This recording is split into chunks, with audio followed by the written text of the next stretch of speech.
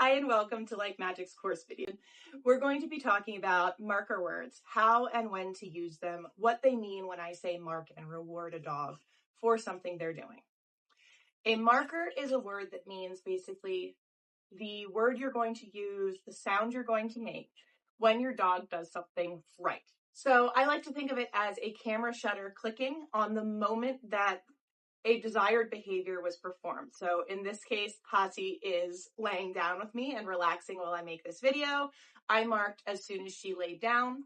And while she's continuing to receive treats, even while she's in this down, I'm not going to mark the behavior. I'm not going to say yes and reward her unless I have another behavior that I'm looking for her to perform. So yes, or whatever marker word you use, is only said once, even if the treats continue. Basically, what markers do is they give your dog a precise identifier of when they did something that unlocked reinforcement for them. That means if you fumble with your treat pouch, if you're a little slow to get your treats, if they've already gotten up or moved around or twitched an ear, by the time you're feeding them, they still are able to understand what behavior you're marking them for and what you're rewarding them about. What it also can do is create an identifier for your dog where and how the treats are going to be given to them, or toy, or access to something. So when you think about rewards, when you think about marker words, keep in mind that yes is not the only one you might be using. This is the most common you're going to be using in most of these courses. This is the first one you're going to be introduced to. But another very common one I use for a lot of dogs is get it, which means get it, which means a treat is going to be tossed across the room. And if the dog is paying attention and not convinced the treats are coming straight towards them, they'll go and they'll grab the treat. That's another marker word that tells them that the treats aren't going to be coming to them from your hand, but are going to be tossed across the room. Get it?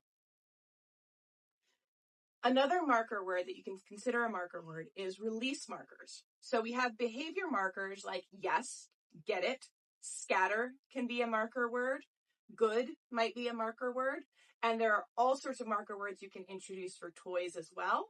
And you may or may not be getting into that depending on what class you're taking. But another marker word that we want to consider is our release markers. This is when we're telling the dog they are free to change position, free to go about what they're doing. And the two that I really focus on initially in learning is okay, which means that they can go and they can do whatever they want, especially if they've been holding a position. I'm going to release them from that position. And the other one that they learn fairly quickly when they're with me is all done, which means the training session is going to be finished now. They can go about doing a treat scatter that I might have left them, eating a chew that I might have left them. They can go outside. They can go back to playing. Whatever task they might be interested in, their time is now their own rather than they're working with me. So that tells them that the training session is over and they can kind of go about and do whatever it is they want to do. Right, Miss?